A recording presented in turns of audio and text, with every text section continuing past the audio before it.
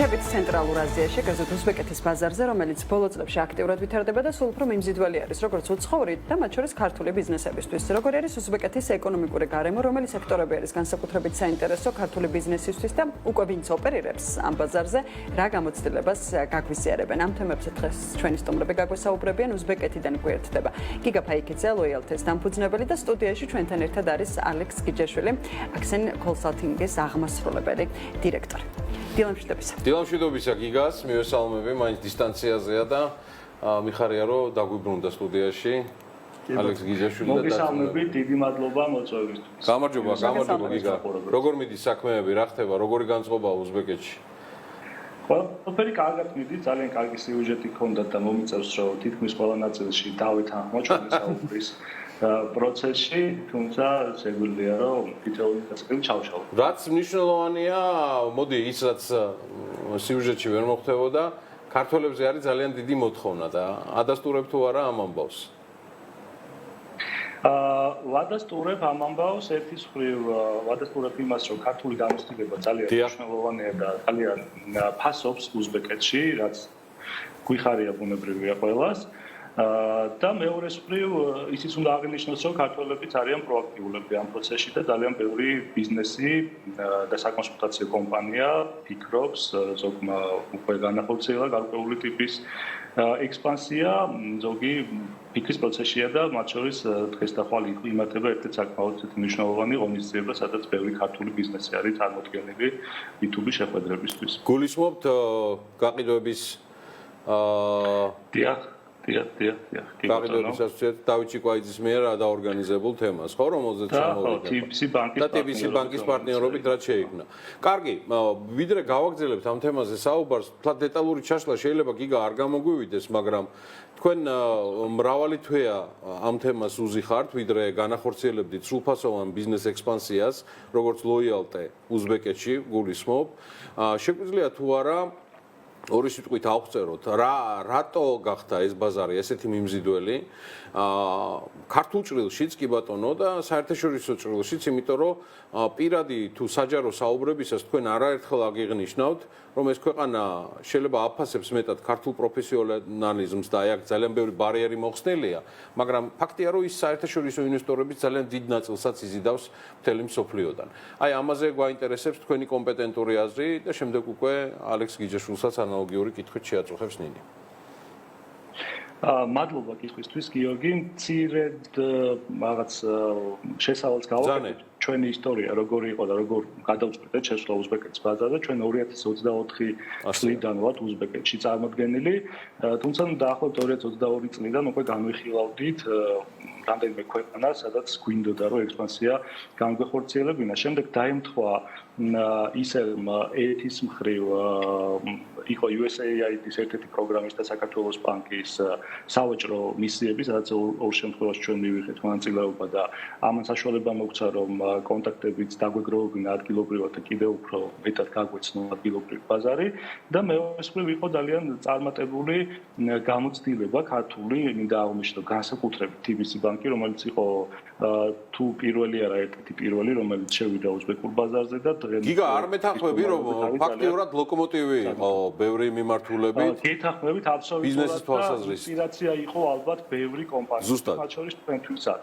რადგან ამ ზომის და ამ გამოცდილების კომპანიის მსგავსი გადაწყვეტილება ბუნებრივია ძალიან ბევრ რამეზე მიანიშნებს და აქვე მინდა დიდი პატივისცემა გამოვხატო ამ ორგანიზაციის მიმართ და ის აღნიშნო რომ როგორც ქართველი სიამაყით ვივსები ხოლმე ყოველ ჩამოსვლაზე იმდენად პოპულარულია და იმდენად სწრაფად იზრდება ეს ბრენდი ჩვენზე 10-ჯერ უფრო დიდ ქვეყანაში.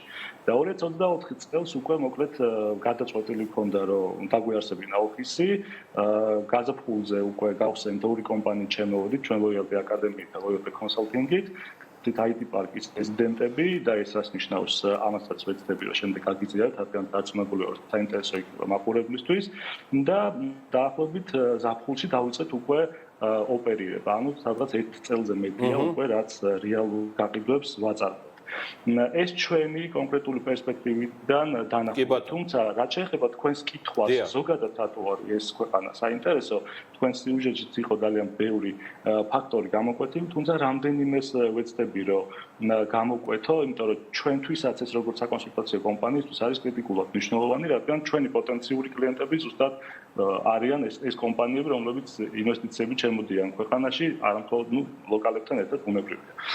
ერთ-ერთი მთავარი არის ბუნებრივია სტაბილური ბიზნეს გარემო, რაც ბიზნესის წარმოებისთვის და ექსპანსიისთვის არის კრიტიკულად მნიშვნელოვანი და ის რეფორმირების ტემპი, რომელიც არის ჩამოსვლიდან ჩამოსვლამდე თვალში საცემი, აი მე დაახლოებით 3 თვე არ ყოფილა, ეხლა ტაშკენტიდან გეთვებით და უკვე რაღაცები შეცვლილი დაგვდა. იმდენად სწრაფი ტემპით მიმდინარეობს ეს ყველაფერი, რომ ყოველ ჩამოსვლაზე გიჩნდება განცდა, რომ აი რაღაც მატარებელი მიდის, რომელსაც არ უნდა ჩამოუჩე და უნდა ვეცადო რომ დავეციო. რაც ბუნებრივია, ეხლა ჩვენ თუ ამას თვალს ვადევნებთ, სხვა ქვეყნებში არსებული ინვესტორებიც ამას თვალს ადევნებენ. ეს ძალიან ესე ზედაპირულად დანახული, ასევე ეკონომიკური ზრდის ტემპი, რომელიც საკმაოდ ესეთია, შთამბეჭდავი არის ამ ზონის ეკონომიკისთვის. რეფორმირებაზე უკვე ვახსენეთ, დაახლოებით 200-მდე სხვადასხვა ტიპის რეგულაციის რეფორმირება და ლიბერალიზაცია და მე როგორც ვიცი, ბოლო 5 წლის განმავლობაში, რაც ასევე ძალიან შთამბეჭდავია, იყო ქვეყანაში გამოწვევა სავალუტო კურსთან დაკავშირებით და ესეც მოხსნილი არის მეტნაკლებად და სუმი არის ერთ-ერთი ალბათ ყველაზე სტაბილური ვალუტა დღეის მდგომარეობით რეგიონში, რაც ინვესტორებისთვის ასევე ძალიან კარგი სიგნალია და მათ ინტერესს იწვევს. ასევე ძალიან მნიშვნელოვანია საგადასტურებო გარემო და ერთ-ერთი ესეთი პრიორიტეტული საკითხია, რომელსაც ინვესტირების დროს აქცევენ ხოლმე ინვესტორები ყურადღებას, გადაწყვეტილების მიღების დროს. აქვს უზბეკეთს გარკვეული შეღავათები, საგადასახადო მიმართულებით და სპეციალური დაბეგვრის რეჟიმები, მათ შორის თავისუფალი ეკონომიკური ზონების სახით აქვს IT პარკი, რომელიც ძალიან წევან ახსენე, რომ IT პარკთან დაკავშირებით ძალიან ბევრი მიდის იქ, რომ დაარეგისტრიროს კომპანია. გეტყვით IT პარკთან დაკავშირებით ცოტა უფრო მეტ ინფორმაციას დავიწყებ იმით, რომ ჩვენ ვართ ექსკლუზიური პარტნიორები საქართველოში IT პარკის, რაც გულისხმობს იმას, რომ სხვა შორის თქვენც გქონდათ ძალიან კარგად გაშუქებული შარშან, როცა იყო IT პარკის პრეზიდენტი ჩამოსული საქართველოში და გავხსენეთ ურთიერთთანამშრომლობის მემორანდუმი, რომლის ფარგლებშიც ნებისმიერ კომპანიას, ვინც დაინტერესებული არის უზბეკეთში ექსპანსიით, ჩვენ ვეხმარებით როგორც საინფორმაციო კუთხით, შემდეგ უკვე სერვისების კუთხით და დღეს მდგომარეობით 30-ზე მეტ კომპანიას დავეხმარეთ, უკვე ქართულ კომპანიას, რომელიც უზბეკეთში რაღაც ფორმით შევიდა და დაიწყო ოპერირება, რაც ძალიან გვახარებს, ბუნებრივია. რაც შეეხება IT პარკის მომხიბვლელობას, ეს არის პირველ რიგში, რა თქმა უნდა, ეს საგადასახადო შეღავათები, რომელსაც თავაზობს ეს ორგანიზაცია ბიზნეს და ეს ფაქტობრივად ყველა მიმართულებით 0%-იანი დაბეგვრა. გარკვეული პირობებია და ამ დეტალებში ბუნებრივად ჩვენ თუ არ შევიდეთ და მეორე მხრივ ის ინფრასტრუქტურული თუ სხვა ტიპის მხარდაჭერა, რომელსაც ეს ორგანიზაცია მართლა რეალურად ახორციელებს და ეს ჩვენ საკუთარ თავზე გამოვცადეთ, მეც ეხლა ის ჩემს უკან ხედავთ IT პარკის ლოგოს, IT პარკის ოფისიდან გერთობით, რადგან ჩვენი ოფისიც განთავსებული არის IT პარკში და ყველა ყველას თუ არა უმეტესობა, სადაც ხედავს თვითონ სახელმწიფო და IT პარკი პერსპექტივად, ცდილობს დაეხმაროს სხვადასხვა მიმართულებით, მათ შორის რეგიონებში განვითარების მიმართულებითაც. უზბეკეთი დიდი ქვეყანაა, მოგეხსენებათ, 14 სხვადასხვა რეგიონი, სადაც განთავსებული არის IT პარკები და ჩვენ გვაქვს ეს შეთანხმება და გეგმავთ უკვე რომ განვითარდეთ ამ რეგიონებში და ისინი მადლობა გიგა. კარგი, აბსოლუტურად ამ სივრცეს რომ განვითარდეთ. მადლობა. მადლობა გიგა ჩართვისთვის და რომ იყავით ჩვენთან ერთად. ალექს, მადლობა. ჩვენ არაერთხელ გვისაუბრია და დაახლოებით 1 წლის წინ საუბრობდით, მაშინ როდესაც საქმე დილას ეთერში Agile School-ზე უფრო მეტ ინფორმაციას ვაწვდით ჩვენს მაყურებლებს. Agile School-დან გამომდინარე უზბეკეთის ბაზრის ინტერესი, ხო? დღეს უკვე Annex Consulting-ით ოპერირებთ. რა იყო ის მთავარი, რის გამოც შეხვედით უზბეკეთის ბაზარზე და აი დღეს Annex Consulting-ი რას აკეთებს უზბეკეთის ბაზარზე? კი ბატონო, კიდევ ერთხელ გამარჯობა. გამარჯობა ალექს. მართლა ძალიან მნიშვნელოვანი თემით ვარ დღეს წარმოდგენილები და მეც ვეცდები რომ გიგასთან ერთად რაღაცა ჩემი გამოცდილებას გავაზიარო. იმ დეტალებში აღარ წავალ, ხა რაც პრინციპში ნინიმ ჩაშალა და რა თქმა უნდა ისეთია მეც ესე 100% ვეთანხმები. მოდი ექსენს დავიწყებ და მე გადავალ იქითკენ რომ ექსენს კონტექსტში ჩვენ საქართველოში ძალიან დიდი ხანია უკვე ამას ვაკეთებთ, ეს არის ორგანიზაციებს შემოშობებით, რომ თავიანთი პროდუქტები და სერვისები უფრო მალე მიაწოდონ მომხმარებლებს ერთის მხრივ, ხოლო მეორეს მხრივ თავიანთი შიდა ბიზნეს პროცესები გაუმჯობესონ და გაასწრაფონ. ამას ვაკეთებთ სამი მიმართულებით, ხო, ერთ-ერთი ტრეინინგები, ეს არის ბიზნეს პროცესების ტრანსფორმაცია და ციფრული ტრანსფორმაცია. ამ სამი მიმართულებით ვემუშავებით ხოლმე. და უზბეკეთშიც ბუნებრივია ამით დავიწყეთ მუშაობა. საქართველოში ამას Agile School-ის სახელით ვაკეთებთ და უბრალოდ რებრენდინგმა ზრდამ ალბათ უფრო ესე ვიტყოდი. მოგწერ რებრენდინგის ან ამ ორი მიმართულების გაშლის საშუალება.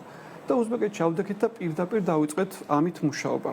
პრინციპში ის გზა, რა გზაზე გიგალაპარაკობ და ჩვენც ანალოგიურად გავიარეთ, მაგრამ ჩვენ შედარებით უფრო ნიშური ალბათ ესე ვიტყოდი და უფრო მცირე ზომის ორგანიზაცია ვარ და ჩვენ ალბათ ინვესტიცია გავაკეთეთ იმაში, რომ შეგვესწავლა კულტურულ-ეთნიკური კონტექსტებიც, იმიტომ რომ ჩვენი ბიზნეს პროცესი, ჩვენი პროცესები მთლიანად დაკავშირებული ადამიანებთან. ამიტომ ეს ფიქრის მოდელის შესწავლა ჩვენთვის ძალიან მნიშვნელოვანი იყო და ჩვენს ბუნებრივია IT პარკთან ერთად რაღაცა ძალიან ისე ვახლობლობთ, იმიტომ რომ იმ ბენეფიტებთან ერთად რაზეც გიგალაპარაკობ და ჩვენთვის IT პარკის ბენეფიტი იყო ის ნეტვორკინგი, რაშიც დაგვეხმარა მათ შორის, ხო, იმიტომ რომ ეს დაკავშირება სწორ ადამიანებთან, ეგ ძალიან მნიშვნელოვანი ის ნაწილია ჩვენთვისაც რა, ამიტომ ეს იყო. რაც შეეხება თვითონ უზბეკეთში გასვლის იდეას, წელიწადზე მეტია ჩვენ რისერჩში ვიყავით და რა შესაძლებლობებს გვინს ეს გასაგებია, რომ ეს არის მეტი შემოსავალი. კი. გასაგებია, რომ ეს იძლევა ეგრევე ალექს ბიზნესის მასშტაბირებას. ჩემთვის ყოველ გასაგებია, მაგრამ ერთია რომ გაზარდო ბიზნესი და მე არის ბევრი რაღაცა უნდა გიწყობდეს ხელს რა, ანუ აქ ხო იმაზე არ არის რაღაცა სულიერ განწყობაზე. აქ არის საუბარი რომ ბევრი კომპონენტი გარემო რა ხდება იქ ისეთი, რის გამოც თქვენს და ათეულობით ბიზნესი ახლა იქ არის წასული. კი, ალბათ დავიწყებთ იქიდან, რაზეც სანამ ჩავერთვებოდით, გავიარეთ, რომ უზბეკეთი არ არის ელდორადოსავით, რომ აი ოღონდ ჩამოდით და ოღონდ რაღაც ესეთი წიფეხილი, რომელიც ადვილად შეგიძლია მოწყვიტო. ესე ნამდვილად არ არის. ანუ საკმაოდ კომპლექსური რთული ბაზარია.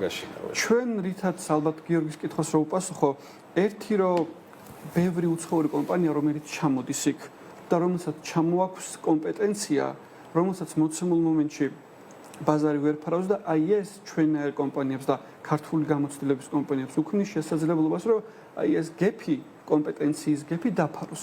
ჩვენთვის ეგ შესაძლებლობა შექმნა გიორგი, მაგრამ რომ უცხოურმა კომპანიებმა საჭიროება გამოაჩენს და ამას ვფარავთ. ერთი ეგ, მეორე სტაბილურობა აუცილებლად უნდა დავაგრძნო, დავეთანხმო გიგას და სურპრიზები ეკონომიკაში, როგორც ჩვენთან არის ხოლმე, რომ ხვალ რაღაც სხვა გარემოშფდები, ეგრე არ გვაქვს, ანუ სურპრიზები არ არის იქ, სტაბილური არის. და დემოგრაფიული კომპონენტიც ძალიან მნიშვნელოვანია, რომელიც იძლევა ფაქტიურად მილიონის დამატს ყოველ წელს და ერთ-ერთი ყველაზე ახალგაზრდა ერი არის რეგიონში. კი. რომელიც 40 მილიონს მიუახლოვდა უკვე. კი, 38 ფორკასტი 2027 წლისთვის, მაგრამ ეს ტემპი ძალიან მალე მიიყვანს 40-მდე. და ერთი რაც არის, ადრე თუ იყო პირობით. კი. ადრე თუ იყო პირობითად ნინი, სადაც ლაპარაკობდა 2017 წელს ტაშკენტი კომპეტენციის ცენტრი. ეხლა იგივე IT პარკის დახმარებით ეს ცოდნა ვითარდა მაგათაც ფერგანა, ბუხარა, ანუ ეს რეგიონები, სადაც ეგეც წამოვიდა უკვე? კი, რეგიონებში შედის, ანუ იგივე IT პარკს აქვს უამრავი საგანმანათლებლო პროგრამა რეგიონების განვითარებისთვის. და ეგეც ძალიან ის იყო, იმიტომ რომ ხო, მანდაც წვდომა გაქვს უკვე ყველაზე თითქმის, ვიდრე მხოლოდ ტაშკენტის რაღაც ეგ ნაწილი. მადლობა და წარმატებები და გელოდებით სიახლეებით. ანექს კონსალტინგის შემთხვევაში უკვე უზბეკეთიდან. აქსენია და როგორი რაღაც ფერებში სხვანაირად არის გადაწყვეტილი. იდეა არის ექსენი, ვფიქრობდით რომ რას ვაკეთებ. ექსენი სპელინგს ესე აკეთებ. ექსენი სპელინგს ვაკეთებ და გამოდის ექშენიდან და ექშენი და წერტილი. ხო და რაღაცა ესე მივედით მოკლედ ამ სახელად და ფერიც და ისეც შეხამება ძალიან კარგად არის და კი. მადლობა ჩვენ დიზაინერებს მოკლედ. მადლობა სტუმრობისთვის. მინდა კიდევ ერთხელ მადლობა უთხრა გიგა ფაიქიძეს, ლოიალტის დამფუძნებელმა ძალიან ბევრი მნიშვნელოვანი თემა გაიხსენა, გარდა იმისა, რომ გვერდებოდა IT პარკიდან ტაშკენტის, რომელიც ერთ-ერთი ყველაზე მნიშვნელოვანი მექა არის ბიზნესების რეგისტრაციისთვის და განვითარებისთვის და ზოგადად ძალიან ბევრი რამ იყრის იქ თავს. ეჭვი მაქვს, რომ BMG-ც სწორედ მან დაიდებს ერთ-ერთი ჩვენი პროექტიდან გამომდინარე, რომელზეც ჯერ არ ვსაუბრობ, გიორგობის თვეში ვისაუბრებ მაგაზე. მანდაც იქნება ჩვენი ოფისი და მნიშვნელოვანია, რომ მათი ასე ვთქვათ პარტნიორობა, რომელიც შედგა IT პარკთან, და იმ ადამიანებთან, ვისთანაც ჩვენ ვინარჩუნებთ კომუნიკაციას და მადლობა ამ აწყობილი კავშირისთვის ნიკა ქურდიანს, რომელსაც დაგვამეგობრა IT პარკის პრეზიდენტს, დღემდე ვართ ამ კავშირზე მასთან და ასევე ოლივერ ჰიუს. მადლობა ალექსი გიჯაშვილს, მე მინდა Exen Consulting-ის გუნდის ხელმძღვანელს და აღმასრულებელ დირექტორს წარმატებები უსურვო და დარწმუნებული ვარ, რომ ეს ბრენდიც გაიქაჩავს და თავის სიტყვას იტყვის.